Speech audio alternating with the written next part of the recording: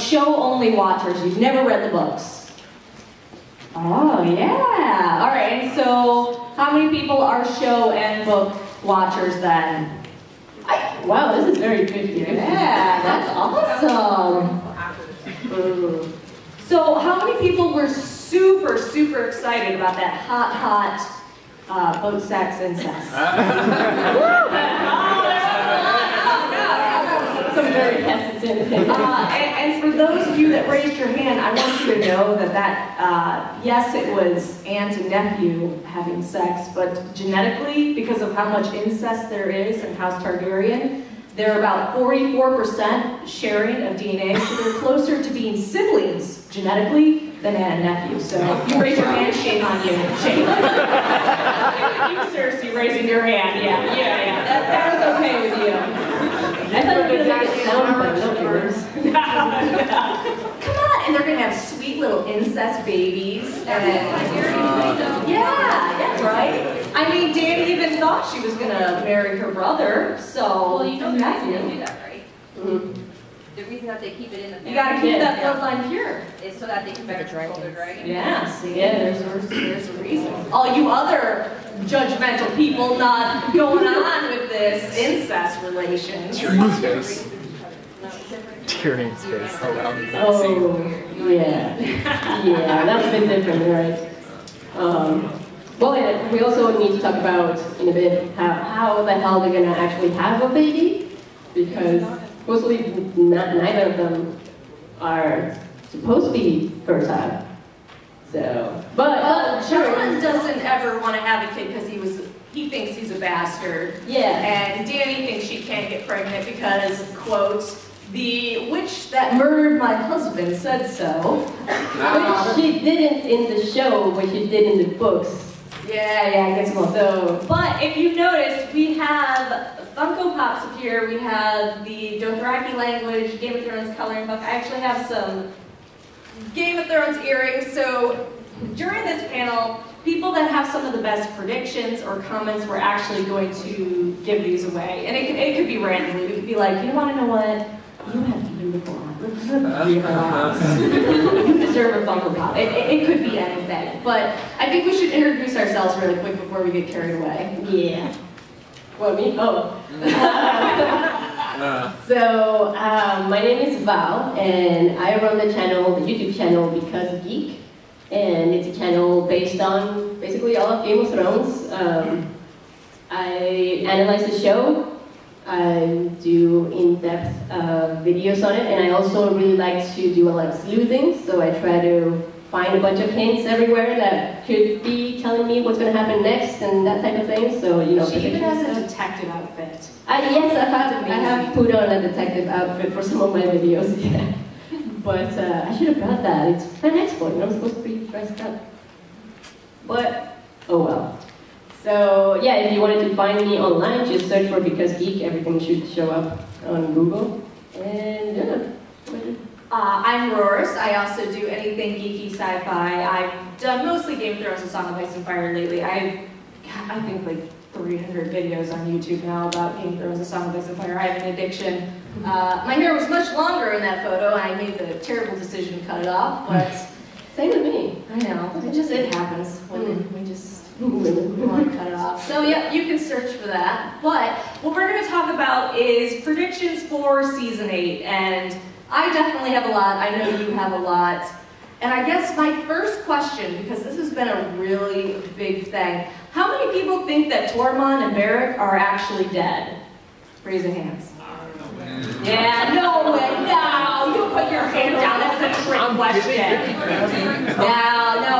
Clearly we saw the show that they moved to the side where the wall was collapsing down. So we know they're going to be live. And we know in season 8 we're going to pick up with them looking at each other like, holy shit, like did that really just happen? Well, okay. Do you actually have a good reason for? Well, I think that Tormund's alive. But Beric Dondarrion's gonna be dead, and basically Tormund's gonna react to his death and bring the news to the wall, and the wall fell and bring it to Winterfell. But I just say like it would be too convenient that the two survive and be like, oh, pretty. I mean, it's Game of Thrones, let's be honest. I think there's one of the two that's going to be staying alive. Well, I think Barrack still has a purpose. I mean, they really drove that home that, you know, the Hound said, it's not that you're a bad guy, but there's nothing special about you. Why are you here? And Barrack even said, you know, I ask myself that every day. So we know in the books that he ends up kissing someone and giving his life for them to bring them back to life. So it leads us to believe that Barrack is going to do the same thing in season 8. Someone's going to die, it might be the Hound, and he gives his life to resurrect. Now that Thoros is dead, basically his unlimited life cheat code is dead. This is his last life. And so the belief is, at least for most of us, is that he is going to give his life for someone else. My bet is the Hound. But my bet was the Hound. I actually like the Hound as a pick, but my other bet was Dany. I feel like Dany is going to have to sacrifice herself at some point, and we will all be super sad about it, but then Barrack will bring her back because, you know, that would make everyone happy. Very. Yes? Do you disagree? wait, was there a disagreement? Oh, you've gone back into the shadows, you don't call us out. All right, so raise the hands, I'm actually curious about this. How many people do you believe Cersei's end is going to come from Jaime? Oh, yeah. Yeah, the parallels of taking out the Mad King and then the Mad Queen. Alright. But will it be so directly like that? Because I mean, like, he left her. So, first of all, he's really far away from her now, or he's going to be in season 8.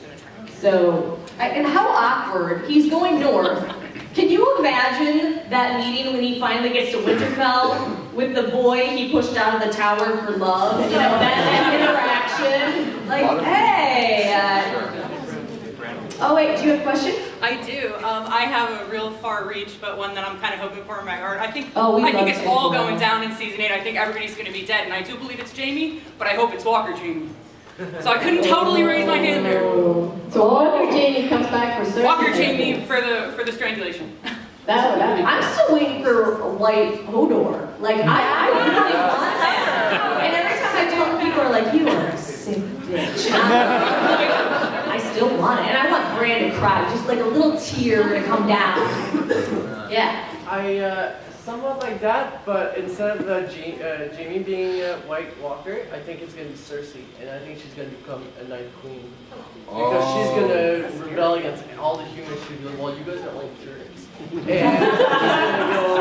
And she's going to die, and the Night King's going to take her for his queen.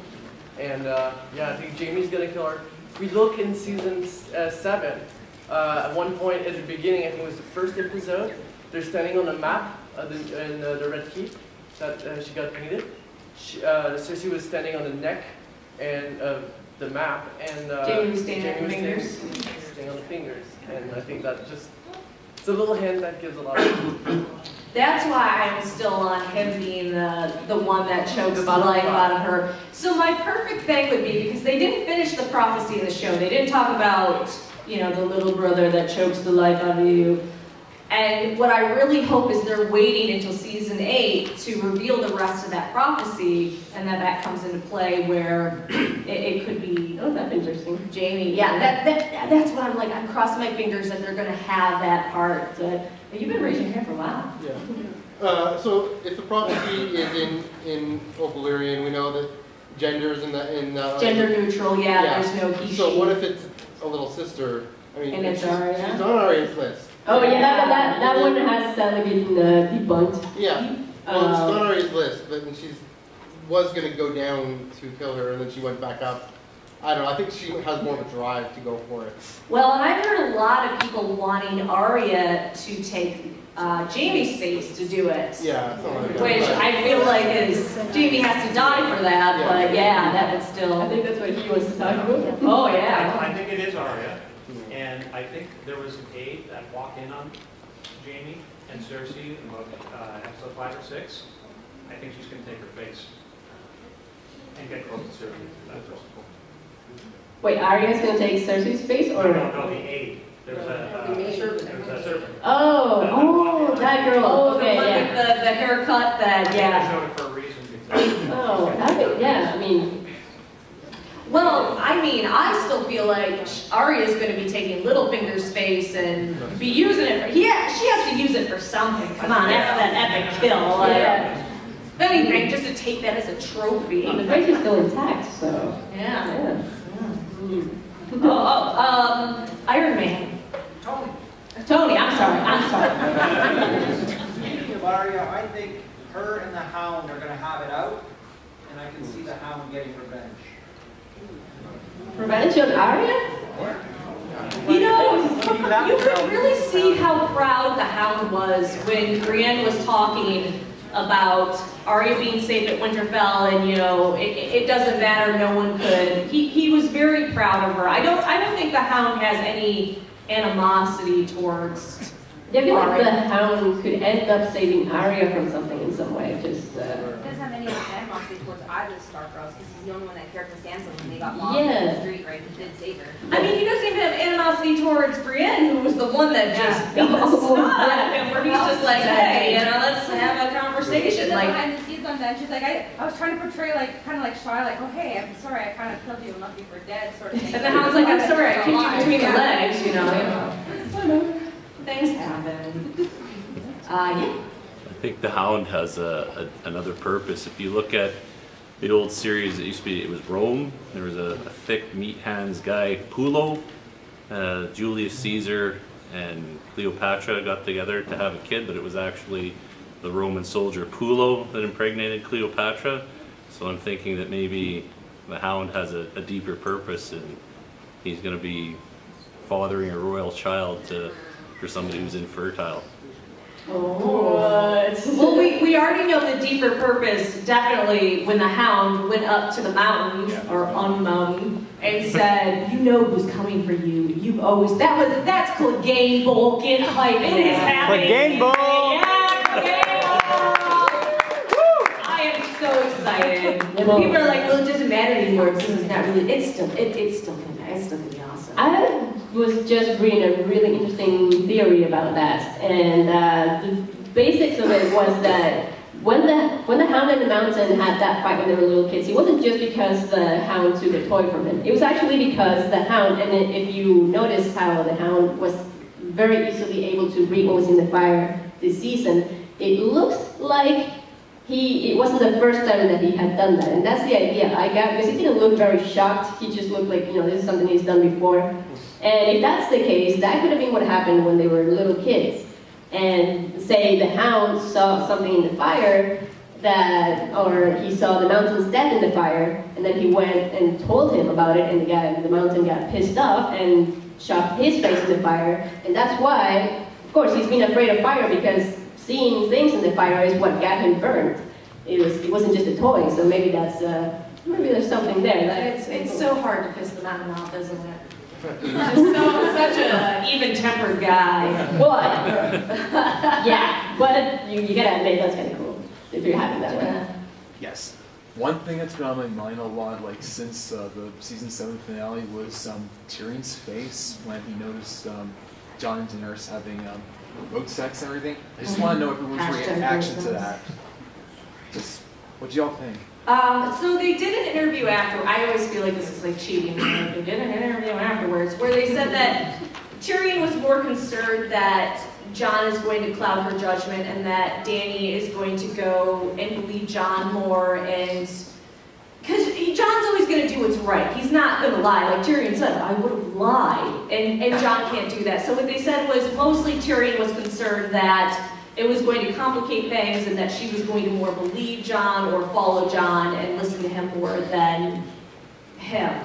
I also personally, even beyond that, feel like because we already know Tyrion is in love with her, because they revealed that there was also a little bit of jealousy. And I personally, I know not a lot of people agree with this, I think this is leading towards Tyrion perhaps betraying Dany in season 8 in some way. Well, I think the betrayal setup was already there when he talked to Cersei about whatever they talked about. Because what I felt like when Tyrion was looking at them that way was that he already made a deal with Cersei that had to do with her child, because that's the last thing that they said before they cut that scene. So that deal has to do with her child, and it has to do with Tyrion proving to Cersei that he actually cares about her children, like he claimed over and over again, right when they were talking. So that's what she's going to use against him. That's what I'm expecting her to use. And so... Well, that's perfect, because Tyrion thinks Dany can't have a kid, and so how do you ensure your house goes on? Because we know Tyrion felt sad about his house, even looking at Jaime saying, okay, seriously, your child will be the heir to Iron Throne after Dany, because she can't have kids. But, you know, we know that she's not going to have that kid. She's either going to die or it's going to be a miscarriage because of prophecy, so... Yeah, so that's why I think that will have to do with Tyrion's betrayal. And he's not happy to see Dany trying to have kids while he's trying to put another kid on the throne.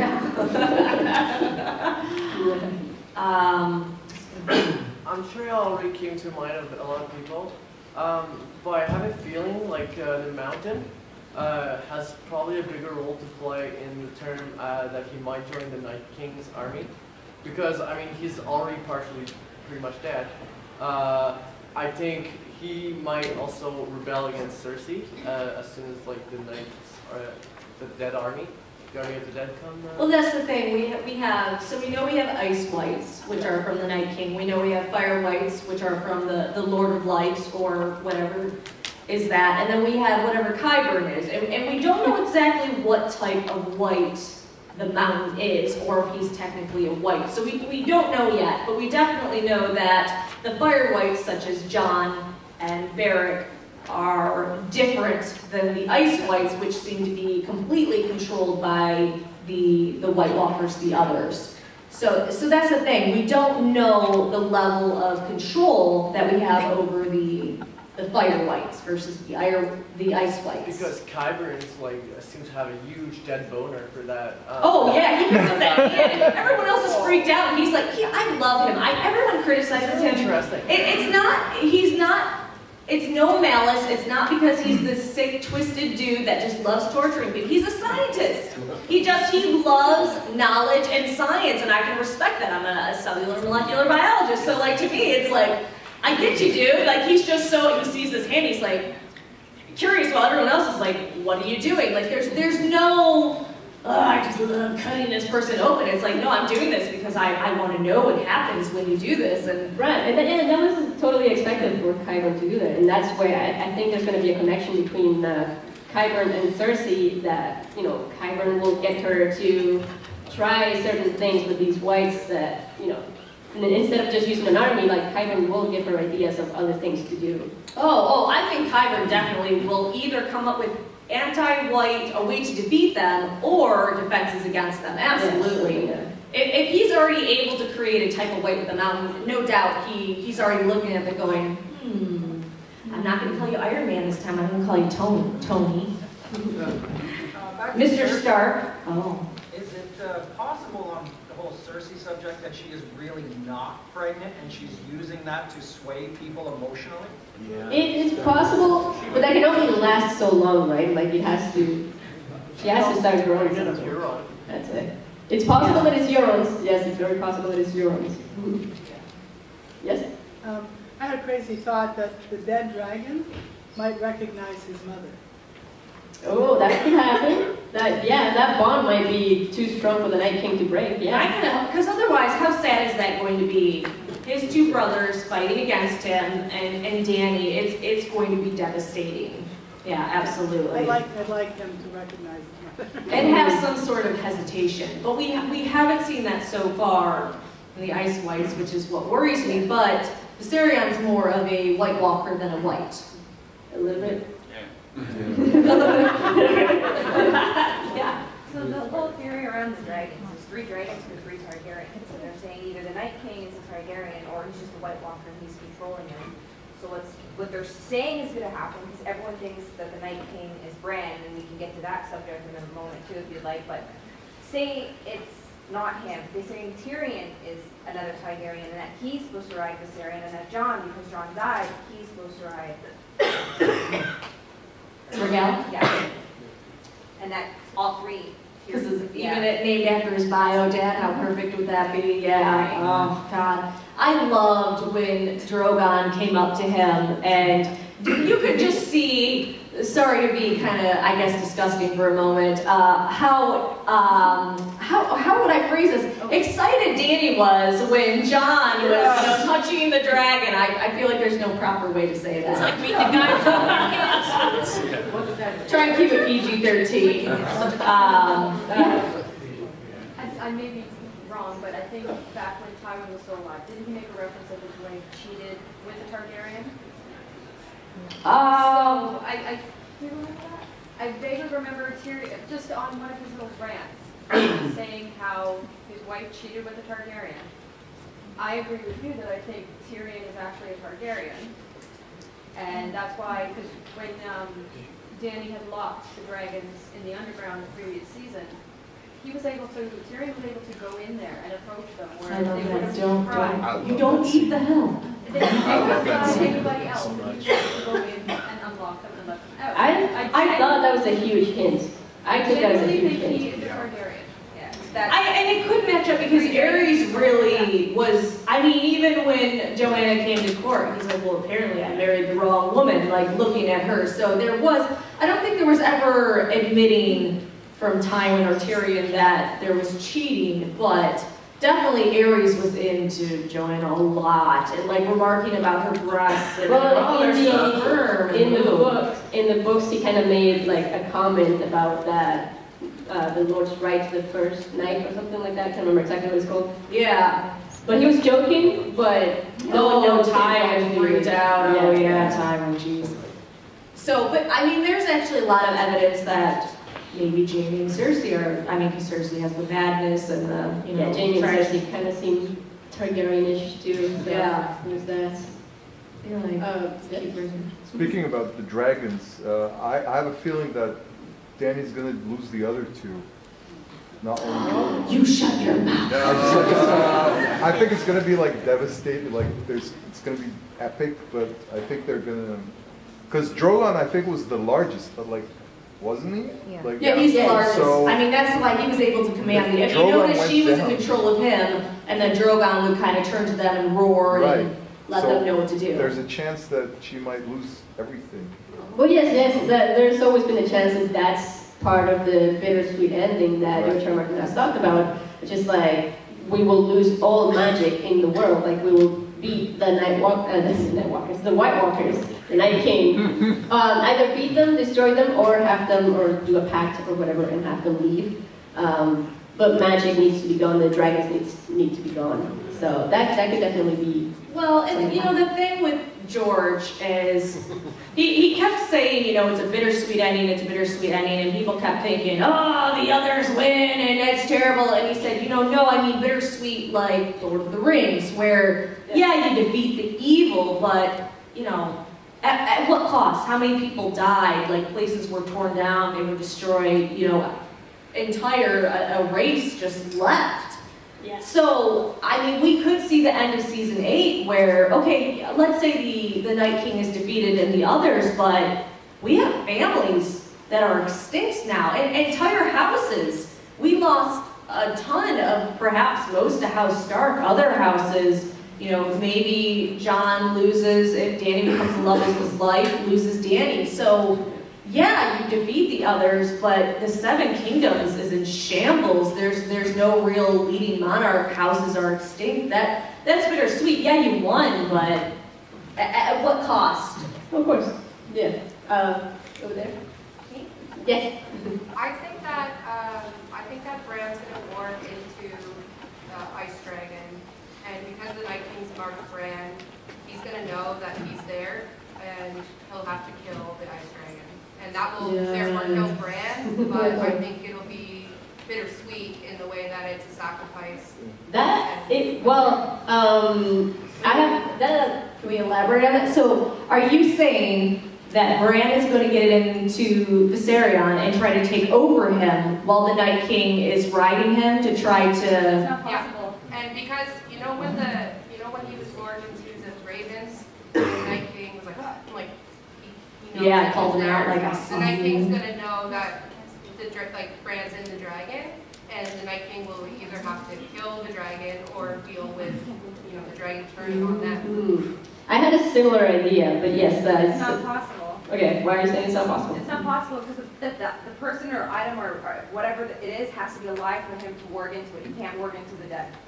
Because otherwise, he would have stopped the Night King already. We haven't proved, well, the Night King is a very, very powerful being, yeah. So the whole theory about like Bran being the Night King is that he wargs into him when he's human before. If the Night King isn't dead, he's a different species. Oh, if you talk to George, he's a beautiful species. I went, George, I don't know why we consider that beautiful, but okay, all right. But Viserion actually died. You saw him die, he was dead, and then he got resurrected. Oh yeah, Viserion's definitely dead. It's the same reason. Why didn't he warg into dead Mordor? You know what I mean? Like it's you know what I mean? Like and everyone gets sad. But I've never seen any proof that you can warg into. You're paying for our bar tabs tonight. Thanks a lot. Thanks for bringing up Hodor. I know. But I think it's possible because what the Night King is doing is basically the same thing that Bran does. It's just warging into a bunch of dead people. Well, that's actually the theory, right? Because we don't know how that works. So some people think that he is warging, that it's not a resurrection like they do through the Lord of Light, where Jon's still completely in control of himself. Some people think that the resurrection of the Ice Whites is actually a type of warging where they're actually controlling them, which is why when they killed the one White Walker, all of them died, so, because he was controlling them by warging into them. Yeah, so there's debate right now whether it is they're warging into them or it's a sort of resurrection thing and we're controlling you through. And then we have to remember another thing though. This is the show. The show is no, it's not. It's real life. You shut your mouth. A lot of rules to make cool things happen. So wait, hold on. Yeah. All right. I don't really understand the theories that Bran is the Night King, because I remember when he was with the Children of the Forest in the original Raven, it shows that they made the White Walkers to defeat the humans when they were at war, like before the White Walkers existed. So like if someone could just like clarify something, because I'm a little... Oh, like just the whole... Supposedly that guy was supposed to be, he's actually a stunt man, but he is supposed to be the Night King. Like that was supposed to be the creation is what they said. So we saw the creation of the Night King. So, but there's still this rampant rumor that it's kind of a joke with YouTube channels where we're like, oh, this is a brand Funko Pop. Like we joke about it because it's like, no, they already said that we saw the Night King being created. Yes. I know what he's trying to say. It's what happens is he goes back in time to like verify certain things, and like even when he was calling up to his dad heard him even though he couldn't see him. Yeah. So he has a connection on a certain level. So they're thinking that he's either a former Stark, like an original Stark was the first Night King, or that what happened was when he got warped into him, as soon as the ice went in, they told Bran, like the tree children told him, like don't stay there too long because you'll get stuck there. You'll be trapped in the past. So saying he got warped into the Night King, got trapped there, and now he's trying to go back and defeat himself to prevent the whole thing from happening again. That's why the wall went up, because he had to wait 1,000 years for himself to be And that's what happens when too many years between the next book is published. Things get crazy. They're saying that the Night King is the one that made the wall. Like he's the one that put it up. So, sorry.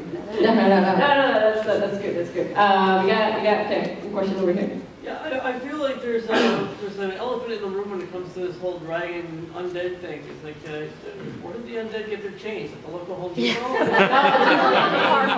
So there was a structure to the upper left hand that they got it from, supposedly, but they didn't draw enough attention on it. But it was there. There actually was a structure that they got the chains from, but they didn't point it out enough where all of a sudden it's like, oh, we got some they went to the local Home Depot or something, you know? Yeah.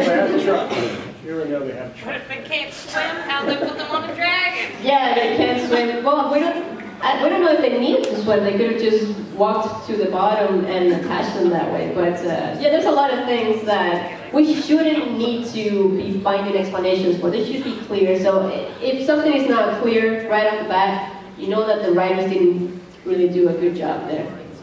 How did the Unsullied get to King's Landing? They weren't contested at all. They just walked. They had no food. They were perfectly fine. You know? Yeah. You just get kind of like. I mean, it's the deportation season. Oh yeah, no. Well, the Funko Pops are, I'm being told, for the best predictions, and we're waiting. I guess we're just really picky, aren't we? Is that what you're trying to say? Yeah. Well, I kind of feel too that Bran, right? I don't think he's really Night King, but he's gonna morph into the Night King somehow and allow like Jon Snow to kill him, like weaken him somehow, perhaps. And I feel that the White Walkers we'll make it to Winterfell before it happens, and Sansa is going to get killed and become a Walker, right? And Arya is going to have to eventually kill her, and Arya is going to end up taking over being Lady of Winterfell because she doesn't want it at all. And usually when you don't want it, you get it, right? Because Bran's going to die, weakening the Night King, so Jon can kill him. Okay, moderator, that's what I was waiting for. Lady, you are amazing. You may select any prize. I also have the earrings if you want to take those as extras. Those aren't the main things. I can actually sell these up here. I don't know if I like. Oh, you're gonna take Bran? Yeah. Wait, someone said Jon Snow. No, what'd you say about Jon Snow? I really want to punish Jon Snow. I thought you said, can someone explain Jon Snow? I said, what there's to explain, he banged his aunt.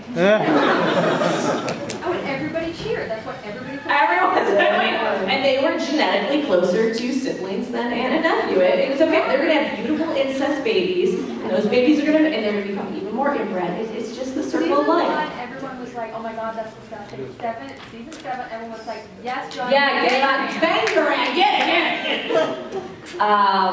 it. That's how they're going to have kids, because it's magic that Targaryens can only have kids with Targaryens. That their DNA only. Oh yeah. Well, it's funny, so she's pregnant already because they already done the deal. The genetics in Game of Thrones works different than real life because you got that much inbreeding over that many hundreds of years. Things are going to start to go more wrong than Well, didn't you say you're a microbiologist? And isn't there a thing where in genetics where some sperm will attack other sperm if there's two different groups in the same? So.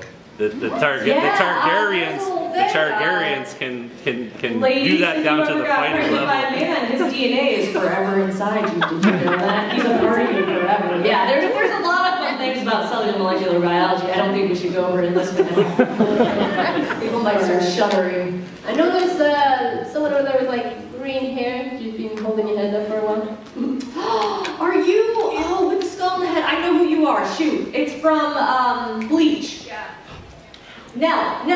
Yeah, there we go. All right. You let him go first because he's Oh, ladies first. What a gentleman. So I have two comments. So one about go back to the bittersweet thing, the Lord of the Rings comment. I do think it's going to be about magic leaving the world, because at the end of Lord of the Rings, all the elves have to leave to the west because magic is leaving, and if they don't go to the west, then they all like die. So I think it's the bittersweet, just exactly like the Rings.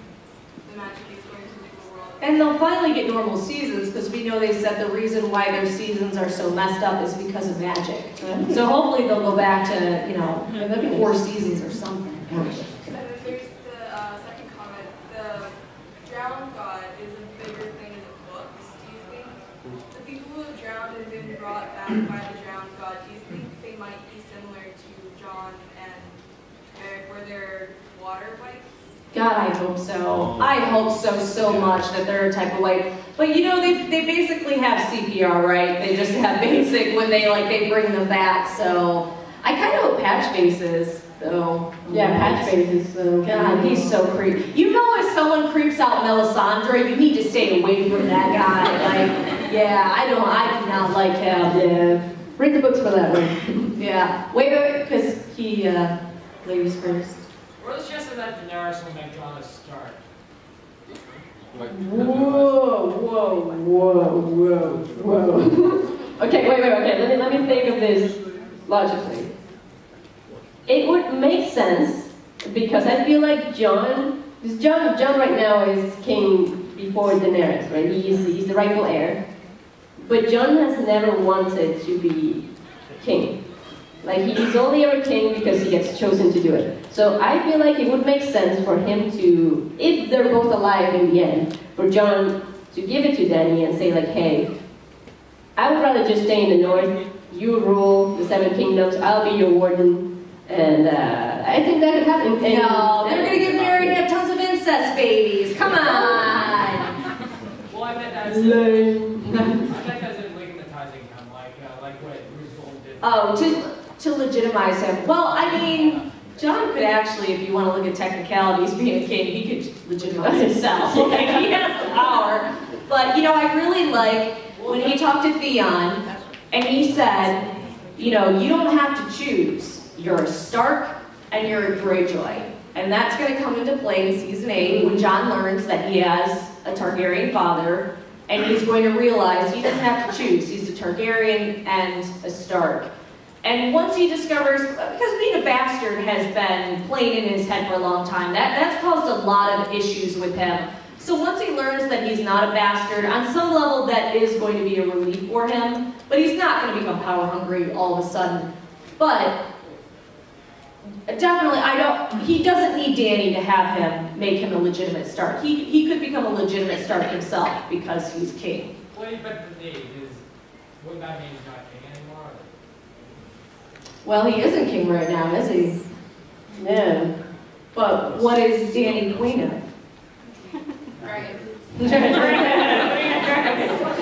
So really, we just have a bunch of people kind of, it's kind of like when Cersei goes, I'm queen of the 7 kingdoms, and Jaime goes, 3 kingdoms at best. You know, we're throwing out titles here, but we don't really have control of much, so. And you remember when your dad said, you know, like, you have to tell people that you're the king. Yeah, no man who has to say he's the king is the king. Exactly, yeah. And I'm absolutely gonna love, because this woman has been throwing around, this is my birthright, I'm meant to rule the 7 kingdoms.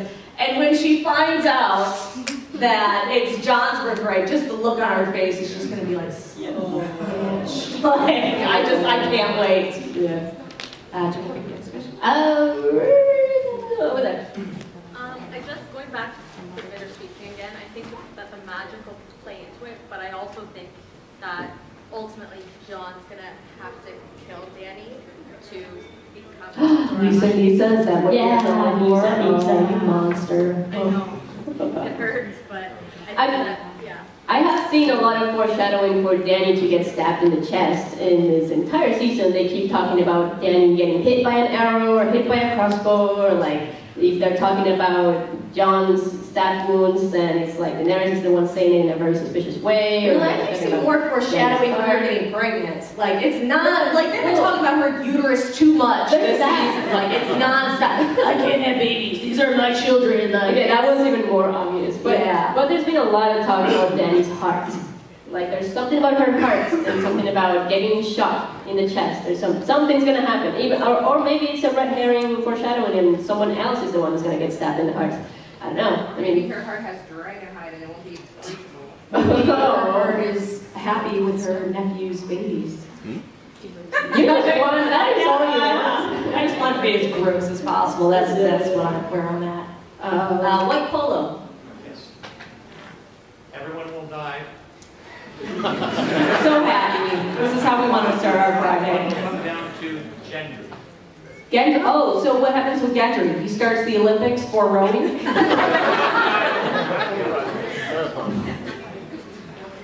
He could become king. Yeah, I like that one too. I mean, maybe, yeah. Kill off everybody else. He's the only one that thought, he's like, who else do you have? Like, yeah. So 2 theories regarding Dany. The first being related to the incest babies. Oh God, is she automatically getting a Funko Pop? Yeah, she is. The curse says that she can't get pregnant until a sun rises in the west, sets in the east, the rivers run dry, and the mountain blows in the winds like leaves. So I think that relates to a son of some house of power rising in Westeros and dying in the east. the Riverlands either burning during the war or house. Whoever runs the Riverlands, which is right now no one, because already killed all the Grays. And the mountain died.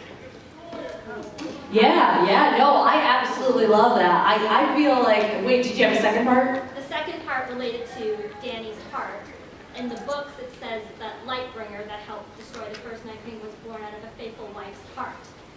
So it could be that Dany does have to die and her heart becomes Lightbringer for Jon to finish.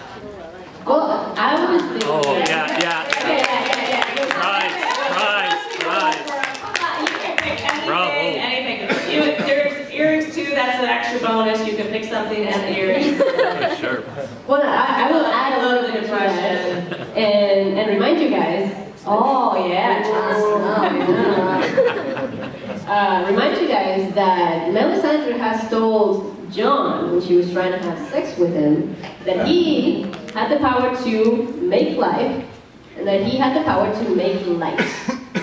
Lights, Lightbringer, yeah? Connection there? You're just making me sad. I'm talking about incest babies, you're talking about murder. This is incest baby talk, man. Silly buddy, you're stretching it too far. Oh yeah, right there. You're so enthusiastic. I think what George meant by bittersweet is that Dany's gonna have a baby, but she's gonna die because of childbirth, same as Jon's mom. And then afterwards, Jon will also die, and the baby will become the heir to the throne.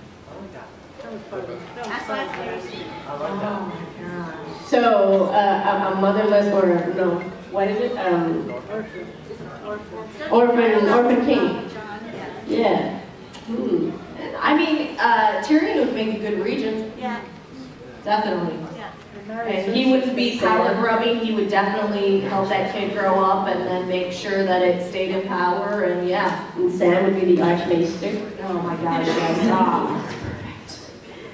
Yes? I had a crazy thought before she said that their baby, Jon and Dany's baby, survives and they all die, and Cersei's baby survives and they all die, and those two get together, and 20 years later, fast forward at the very, very end, and they form the new kingdom. How about no babies at all? She's like, how about everyone dies? That's my ending. I love it. I know there's something about those babies for sure. I love it. Yeah. So, just an observation about prophecies. So, like the way I've seen them, every prophecy that's been told has been self-fulfilling in itself. So, for example, the wall falling, the only reason the wall falls is because Jon thinks the wall's going to fall, so he goes to get help, ends up bringing a dragon, which caused the wall to fall. In terms of Cersei being killed by the little brother, especially Jaime, as we're all thinking, it's only because she knows the prophecy. She becomes more and has more and more animosity towards Tyrion, isolating herself away from him and Jaime, making them more likely to eventually kill him. I mean, that's what we hear. They say, you know, that prophecy is a double-edged sword. They say prophecy is a con. It's always going to turn around. It's going to, you know, fuck you.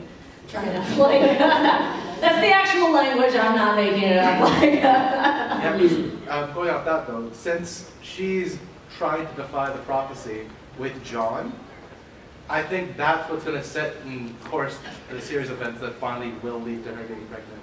The fact that she's actively trying to defy it, she's trying to make sure the self-fulfilling prophecy doesn't in fact happen. That's what's going to ultimately let her have a kid.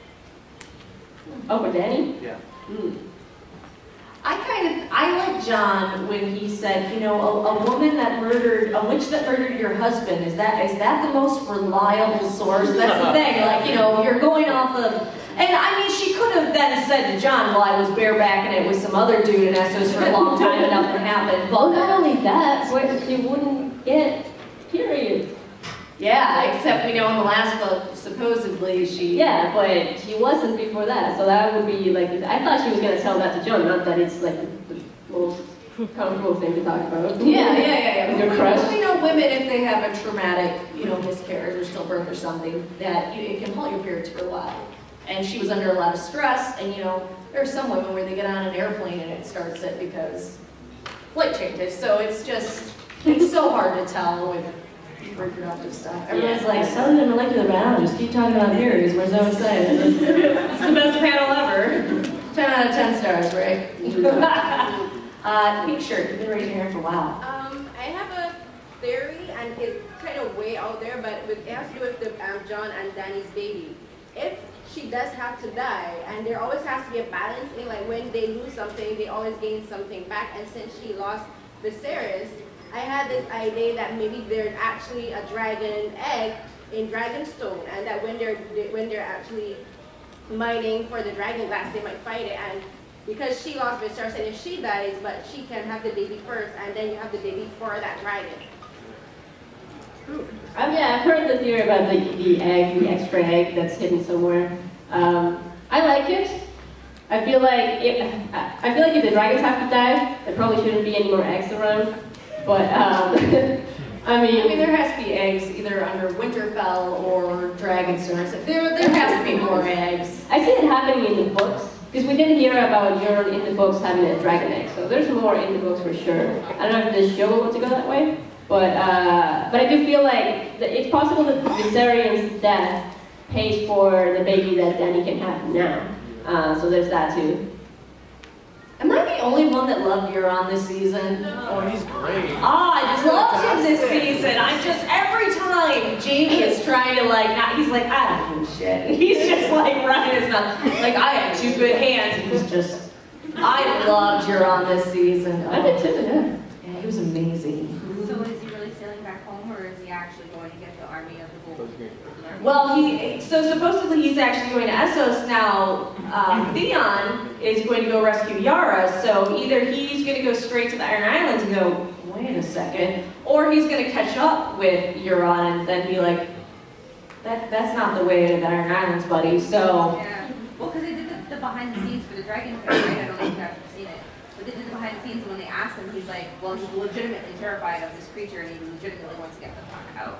That's what he says. Well, Go back to your island, and I'm going back to mine. And the one interview I saw, I don't know if it's the same as that, but to me it sounded like he was excited to be terrified.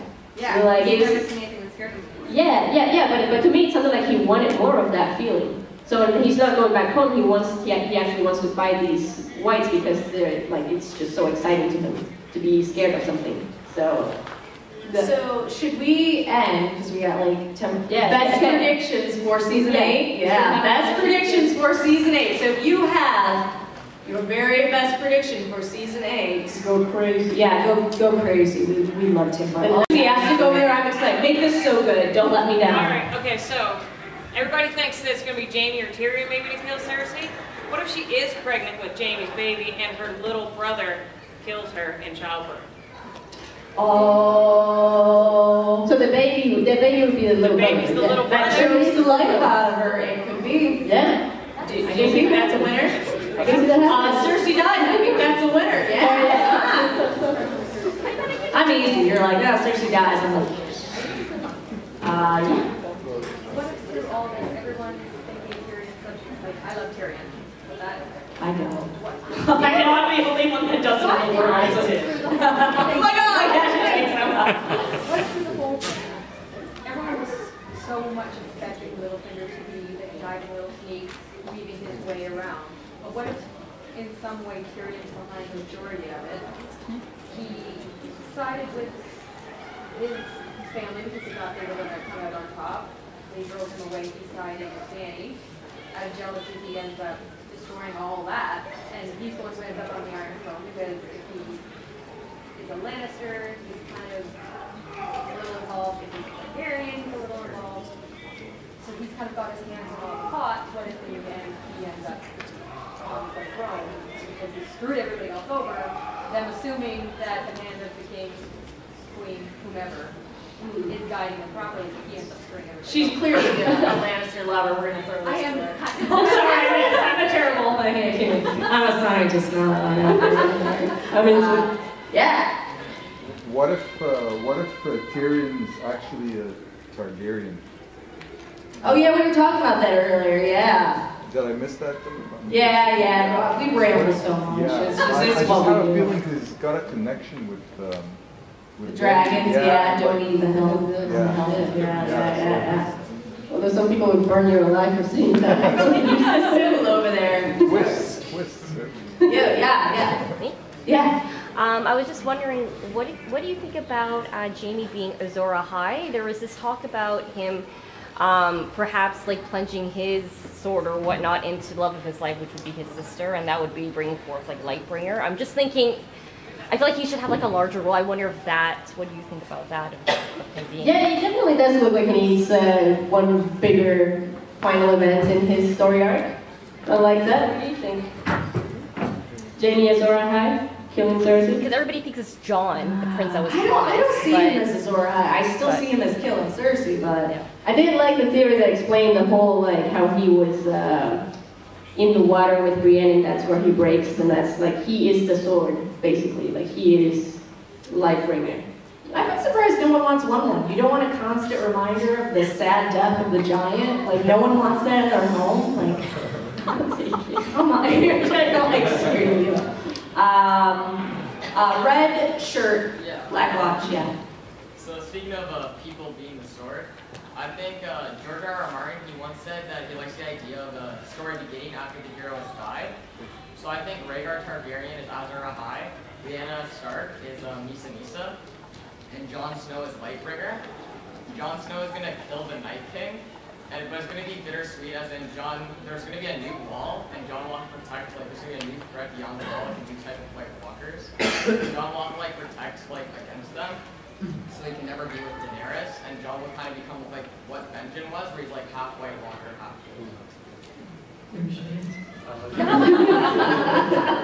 Yeah, he'll be the next Night King, and just have to keep them at bay, and that's... You know, I keep hearing that theory, and I don't get how that works. Like, why do you always need a Night King?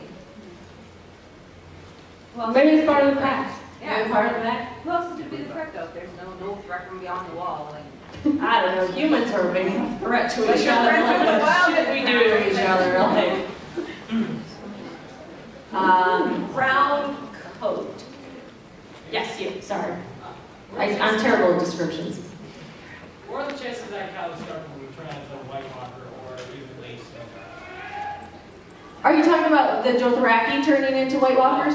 No, I meant Catelyn Stark being Lady Stark. Oh, Catelyn Stark. I think she's just already decomposed so much. I mean, we're not going to see her again. That would be awesome if we did, but remember when the Hound peed in the water? That was pretty much them pissing on Lady Stoneheart. I don't think we're ever going to see her again. Oh, who's getting... Oh crap, okay. Alright, let's do... Oh. I'm sorry, I have to end it. Just gotta keep going? Okay. Alright, we'll pick the last few people that gave theories. You can come up and yeah, just come up and grab